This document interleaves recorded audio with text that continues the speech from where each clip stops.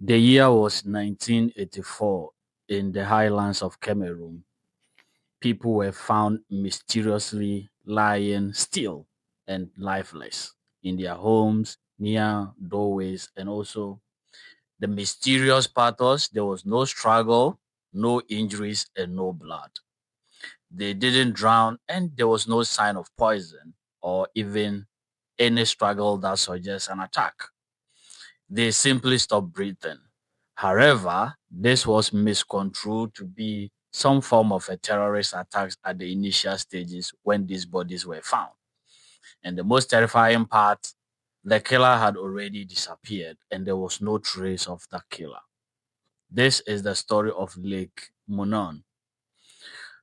Lake Monoun is a small crater lake in the western Cameroon. From above, it looks ordinary, quiet, and still. Villages sat nearby. Nobody or nothing about the lake suggested danger. But calm waters always have something hidden beneath it, just as we can synonymously say calm people, nobody knows what they are harboring inside. Because Lake Monon wasn't just a lake, but it was a container harboring something murderous and preparing to release it. Now, deep down underground, this region is still volcanic. The underneath of Lake Monon still contains not violent but active volcanic activities.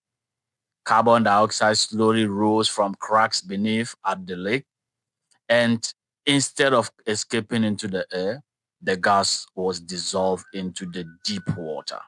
And the deeper this water was, the more pressure mounted. Pressure that forces gas to stay trapped year after year after year. Lake Monon stored carbon dioxide at its bottom as if a reservoir collecting residue for usage in the later dates to come. It was silent, invisible, and undetected, piling underneath, like a bottle filling in darkness.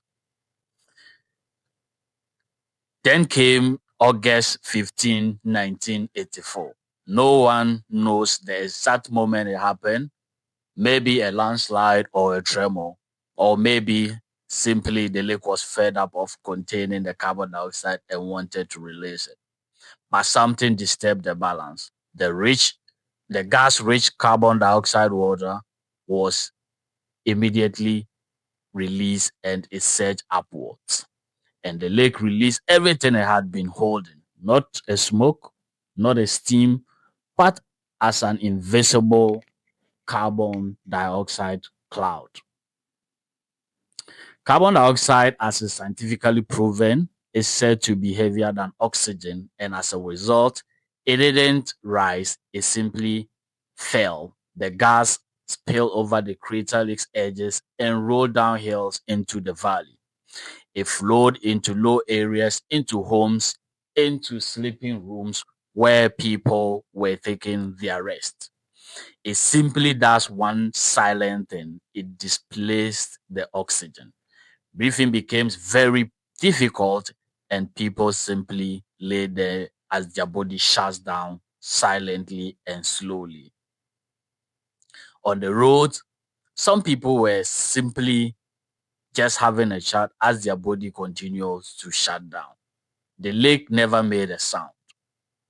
Sunrise, and the next morning, the air had cleared. The valley was silent. People were found lying as if they are peacefully sleeping. Animals dead beside them, and there were no visible or any distraction that were found on their bodies. Just absence. Dozens of lives were gone, and the lake was still calm again as if it never took action in the night. Lake Monon became one of the first recorded limelic eruption in modern history, a lake releasing trapped gas in a sudden or deadly breath. It should have been a warning, as nature always warns us before a major tragedy strikes, because Cameroon had other deep crater lakes capable of storing even larger volumes of carbon dioxide. 2 years later, another lake would do the same, but on a far greater scale, where it killed over 1,700 people and 3,000 plus livestock. That lake was Lake Nyons, and Lake Monoun was the first breath. This is visual documentary. Now, the Lake Neon story is right after this. Check it out and you understand how nature initially warns us before a major tragedy strike, but cautions were not taken and thousands of people had to suffer 2 years after the 1984 incident.